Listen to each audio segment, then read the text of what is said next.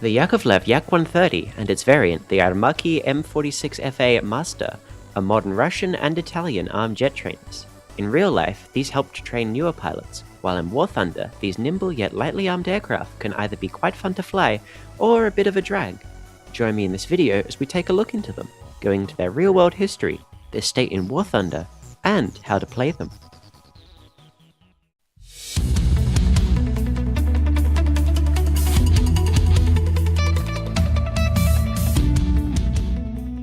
In 1990, the Soviet government asked its aeronautic industry to develop a new aircraft to replace the Czechoslovak-built Aero L-39 Albatros as the VVS's jet trainer.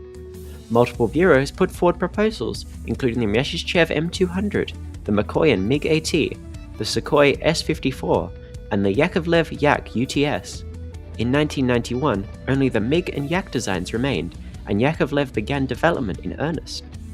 After the fall of the Soviet Union, Yakovlev was compelled to look for a foreign partner, as the newly independent Russian Air Force estimated that they'd require 1,000 airframes.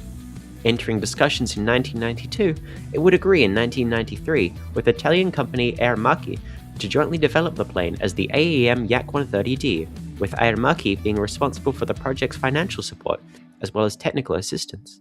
The design would be completed that September. The first prototype AEM Yak-130D was built at Nizhny Novgorod by Sahl and was unveiled to the public in June 1996, with its first flight taking place on the 25th of April the next year.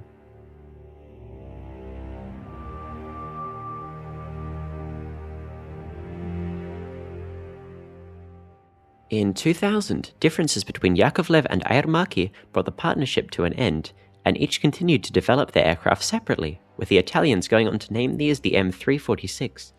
They agreed that they both sell to separate countries, with Yak getting the rights to those such as the CIS, India, Slovakia, and Algeria, while Armaki would get to sell to NATO countries, as well as a few others.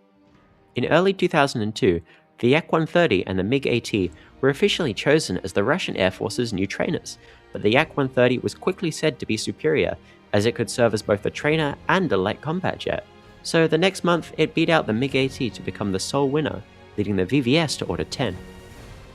The Yak-130, given the NATO reporting name of Mitten, is quite a capable trainer, with similar handling to other modern Russian jets, and a rather good thrust-to-weight ratio for a non-afterburning jet. It has 9 pylons, which, in addition to carrying bombs and rockets, can also be used to carry R-73s. The Yak-130 is in service in multiple countries around the world, including Russia, Algeria, Myanmar, and Iran, with a total of over 200 being built. It's even seen combat service in the latter of the two, with Myanmar using it for strikes in its ongoing civil war. Iran, on the other hand, deployed them in the 2026 war to complement MiG-29s in the air defense of Tehran, with one notably shot down by an F-35, the first manned air-to-air kill for it.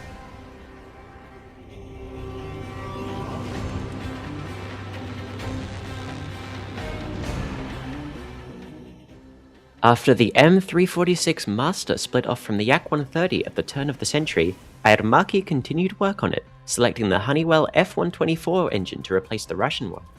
The first flight of the prototype M346 took place in July 2004, with Greece later signing on to the program the following year and Chile following suit in 2008. Low-rate initial production started in 2008, with the Italian Air Force ordering the first 6 the next year. Unlike the Yak-130, the basic M346 is unarmed, and it wasn't until 2017 that an armed variant was revealed. The M346FA, as it was called, FA meaning fighter attack, was equipped with 7 hardpoints, countermeasures, and a modern Grifo M346 radar. Despite over 100 airframes delivered to a number of countries, the vast majority have just been the base model. Israel and Italy are the largest operators of the unarmed variant, while currently only Turkmenistan operates 6 FAs, with Austria and Nigeria also having orders for the armed variants. As such, there's no combat history to speak of.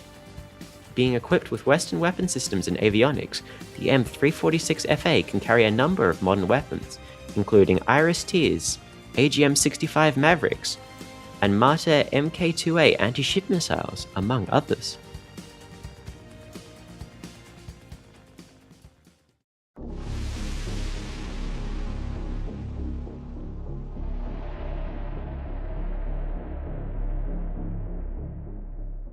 The Yak-130 is a Rank 6 strike aircraft found in the Russian Air Tree and was added in the June 2026 Heavy Cavalry Major Update. We'll take a look at its airframe first, before going into avionics and then weapons. The Mitten is powered by 2 AI-222-25 engines, each outputting a maximum of 2,370 kgf of thrust. These push it to a top speed of 1,056 km an hour at sea level, with a thrust-to-weight ratio of 0.75. With a rip speed of 1,120, you won't really have to worry about your wings. Your gears and flaps will both rip above 350. It can maintain a turn of over 20 degrees per second at around 420 km an hour, or can instantaneously pull 37 degrees at around 670. Its wings can support a maximum pull of 12.4 G or negative 4.7 before braking, so do keep that in mind when you're using maneuver mode. Speaking of maneuver mode, the Yak-130 is unique in that it has a maneuver mode button, allowing you to pull some very hard turns with the cost of stability. Overall, your flight performance is good and will still allow you to win dogfights against many foes in down tiers, although certain planes like the MiG-17 will still beat you. You can carry 30 minutes of fuel, and this can be brought up by another 15 minutes if you take the 2 drop tanks on the inner pylons. The Yak-130 lacks any sort of radar, countermeasures, or RWR, which isn't a big issue at its own BR against most enemies. Do be mindful in up tiers, however. Interestingly, it has its internal modules fully modeled, meaning weapon control, flight control, and guided weapon control, so be careful about taking damage. Moving on to armaments, you have a single 23mm cannon in a permanently attached pod underneath your fuselage. This is a rather ubiquitous Gush 23L, which is a dual 23mm cannon found with a very high rate of fire, albeit with a rather middling muzzle velocity. These rounds will, in most cases, take out most targets in a single hit. The drawback is that it only has 120 rounds of ammunition, less than even the L-39, so you have to be very careful about your shots, and avoid spraying where possible. Unlike the Albatross, you also lack any additional wing-mounted gun pods, so this is all you'll get. Now it's time for the suspended ordnance, all of which is quite typical Soviet equipment, with one standout for the BR. You have 4 pylons, and everything here can be carried on each of them. All of these, as well as your gun, can be aided with a full suite of CCIP and CCRP. First up are your unguided rockets, of which you have 3 types available. The first is the S8KO, which are heat rockets that come in pods of 20. These have 420mm of pen and are best fired in selfos. Next up are the larger S13OFs, which come in pods of 5 and are HE rockets with 10.6 kilos of explosive mass, allowing them to pen 60mm of armor, making them lethal against most vehicles if you hit the roof. The last of the rockets are S25OFMs, which are large HE rockets with 20 kilos of explosive mass that are carried individually. Onto unguided bombs, and you have a few types: 100 kilo, 250 kilo, and 500. These come in a number of minor variants, but generally the -62 ones have the most explosive mass and so are your best choice. There's little use into carrying any of the 100s or 250s, as all the bombs are 1 per pylon. You also have access to the ZB500 incendiary bomb, again 1 per pylon. Finally, you have a single guided bomb, the CAB 500 KR. This is a TV guided bomb, with 160 kilos of explosive mass, and is quite a standout capability at the BR for the Yak-130, especially when compared to other Soviet CAS options.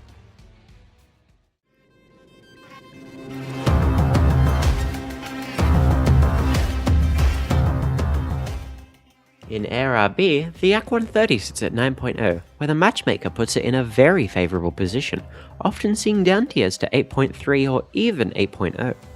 It's a fairly decent and unique plane that's interesting to play.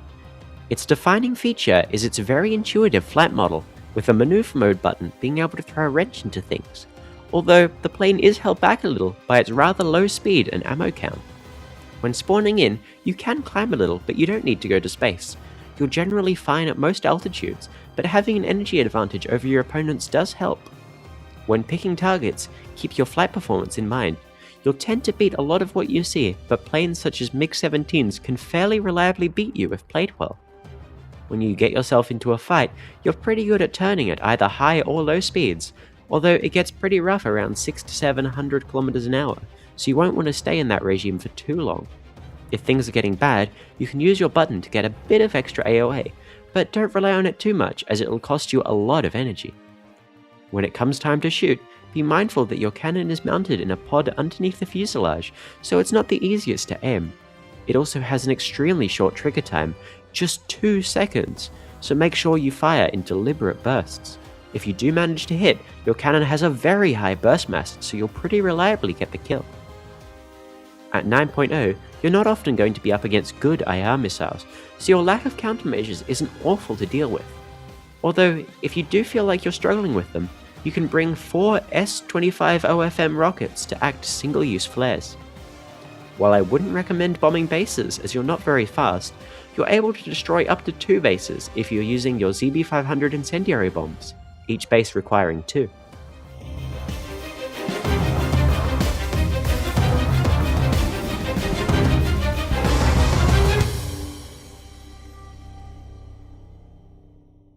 In Ground RB, the Yak-130 sits at 9.7, where it can be brought alongside the BMD-4s. It competes with the Su-25 and the helicopters at the BR, and is a decent choice, owing to its loadout of 4 Cab 500 KRs, although it suffers from a lack of countermeasures, missiles, and payload capacity in comparison. Generally, the best way to take advantage of your bombs are to climb fairly high and come in from above. Do keep an eye out on the enemy spawns, as your biggest threat is generally going to be missiles like Stingers. The bombs don't have a huge lock range, so you're up against a lot of AA, it might be better to just point lock them on the ground instead, in which case they're more or less acting like GPS bombs. Although if you can get close enough to get a good lock, they're very good at killing SPAA, many of which lack smoke to break the lock. Do be careful of other planes, as you're subsonic and flareless, so you're much more vulnerable from the air. If you're being chased down, see if you can take advantage of friendly fighters or SPAA to help you.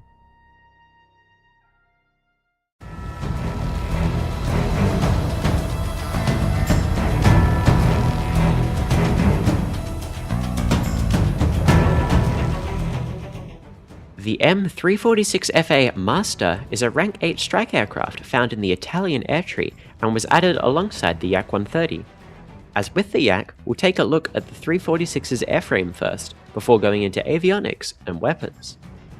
The Master is powered by 2 F-124 GA200 engines, each outputting a maximum of 2,650 kgf of thrust. These push it to a top speed of 1,068 km an hour at sea level, with a thrust-to-weight ratio of 0.82. It has the same 1120 rip speed as the Yak-130, and has almost identical performance, although its better engines allow it to maintain around 1 more degree per second.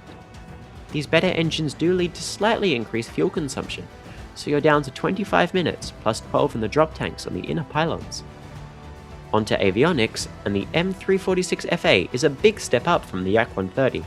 Its radar is the Grifo 346, which is an I-band pulse Doppler system that has 105 km range, TWS, HMD targeting, and a basic NCTR.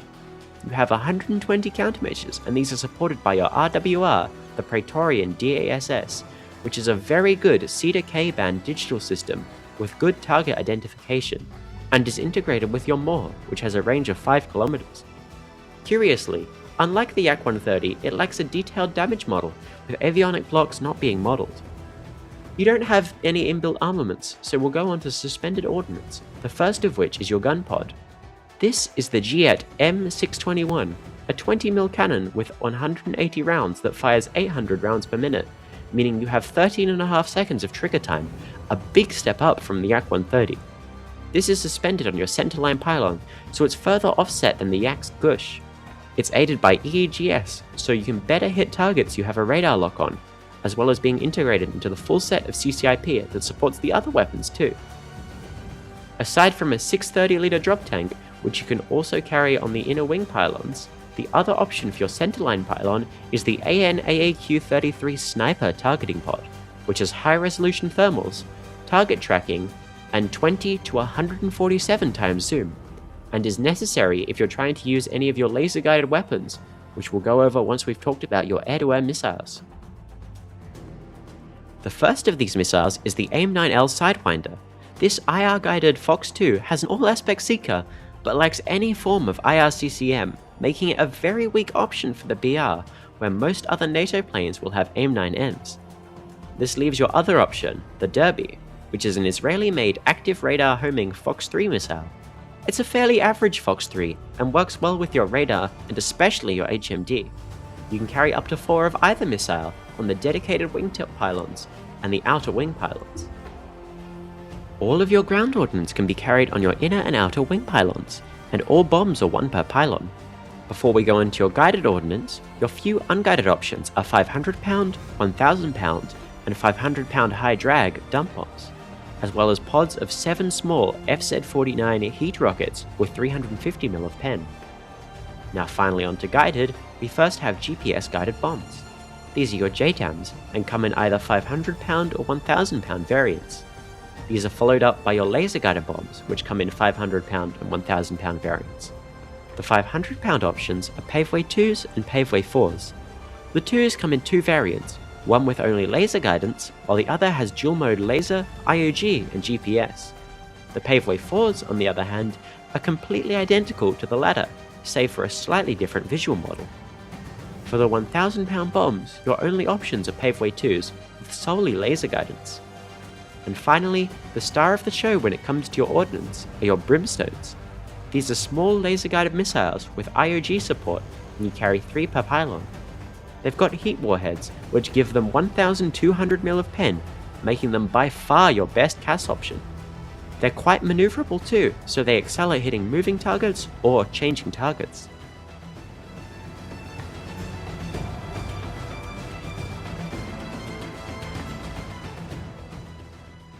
In Air RB, the M346FA sits at 13.0, where it's really not all that great. Being subsonic, and with a low missile count, it can really struggle, and any sort of up tiers renders its one advantage, having ARHs, obsolete, as you'll see things like Su-30s every match. When spawning in, I'd bring 4 derbies, the gun pod, and a mix of 40 flares and 80 chaff, as well as 15 minutes of fuel. I found out that your best bet is to stay low and use terrain to avoid getting launched on, and then using your HMD to launch at enemies when you're close and below, ideally within 10 kilometers, but the closer the better. If they're distracted, you're often at a great angle for third partying, and your slow speed means you'll have an easier shot at multipathing. Overall, it's not really a great option for Air RB, but if you play enough like a rat and don't get too unlucky with frequent up tiers and flat maps, you might be able to squeeze something out of it.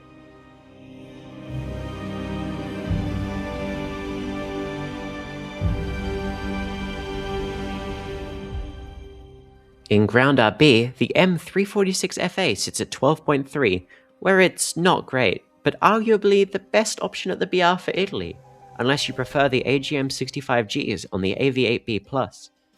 Italy does have a couple things at 12.3, the Centauro 2P and the Ariete AMV, but neither are incredible. If you instead take it up to 12.7, where you have a much better lineup, you're presented with better CAS options such as the Hungarian Gripen, or the AH-129D, or even the F-2000As if you want to push it up to 13.0. If you decide to take it out anyway, You'll have to hope that the enemy doesn't have AA, as you lack fire and forget capability beyond GPS guidance. I'd bring the targeting pod with 4 racks of brimstones, with derbies on your wingtip pylons. Unless you're confident there's no AA, you'll want to stay low before popping up for attacks, diving back down as soon as your brimstone hits. If there's no AA, you can instead just go all in and try to get as many kills as possible before someone spawns one in to spot you out of the sky. Again, it's not a great option, so you're really just making the best out of what you got if you're playing this.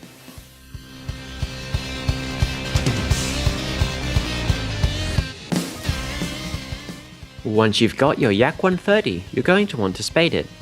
To get to tier 4, we're going to need 3 mods from tier 3, so we'll actually start out with offensive 23mm.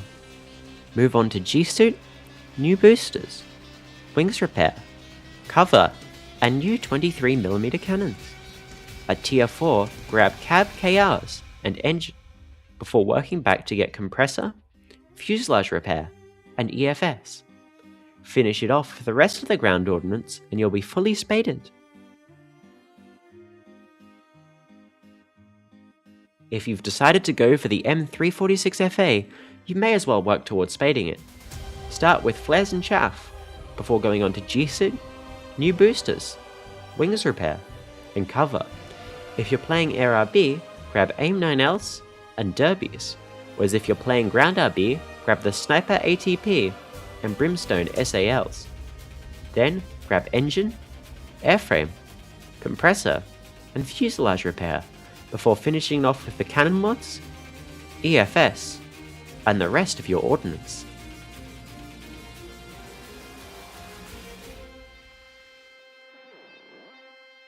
And that's it for the Yak-130 and its Italian cousin as they currently stand in War Thunder. In the future, we may see a variant of the Yak-130 with R73s, especially as in the files, the current Yak-130 is referred to as Yak-130 early, but I don't suspect Gaijin is in a rush to do that. Regardless, I hope you enjoyed watching this video. If you did, then liking and subscribing would mean a lot to me. If you want to vote for the topic of the next video, there'll be a poll up on my Discord, link in the description. Sorry about the break in videos, I've been quite busy with real life stuff in the last couple months, but hopefully I can get back into the regular swing of things. And that's all from me. I've been girltwink, fly safe.